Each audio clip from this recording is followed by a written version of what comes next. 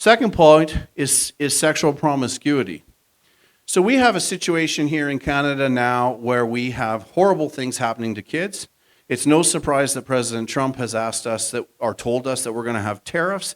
And this is where the political meets our reality, our spiritual reality in this country.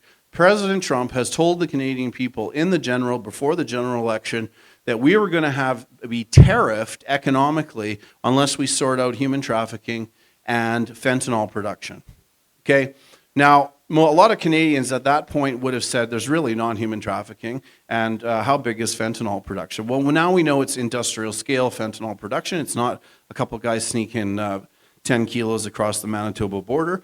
And we know that human trafficking is a huge issue. I dare you to listen to the NCI evidence that was given earlier this year in Edmonton on human trafficking. It is a organized, scaled production where contracts are given for particular children to be found of certain ages, colors, and let's say density, for lack of a better word. And they are gathered up and basically corralled and harvested and sold and then parted out.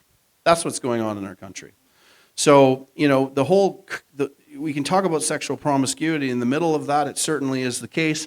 And we need to look at that as Canadians and realizing that this is what's going on in our country. Do you realize that the Toronto Dominion Bank had a $4 billion fine in November for organized crime money laundering? So what money do you think was paid to be laundered in the U.S. through a TD branch for what was going on in Canada? We have to look at this. So when we go back to Revelation 2:17, and he says to the church of Thyatira, these things I hold against you. You've really allowed truth to become clouded. Good is evil, evil is good. We've already referenced that this morning. And you've tolerated sexual promiscuity. Now here's the thing. Tolerate in the Greek means not confront. Now that puts a burden on the church. A positive burden, which you can suddenly be in a position to actually be talking about sin by omission. Because if you fail to confront, if you're required to do something and you fail in doing it, you've actually sinned by omission. And that's what our entire nation has done. And we wonder why we have footholds that are footholds of evil that are actually coming and trying to unravel the culture, values, and traditions of this nation, because we've come into agreement, as this gentleman was explaining to you, with the very darkness that wants to destroy the country. You're just an annoying interference is to be removed. And I haven't even started talking about post-nationalism and the actual agenda to legally remove us from authority or ownership or land or control or anything else in this country. But in all of these conversations, we're always talking about the symptoms. We're never actually talking about the root issues in the country. So this is where the rubber meets the road. You want to talk about the spiritual realm and how does the spiritual realm impact where we're at in Canada?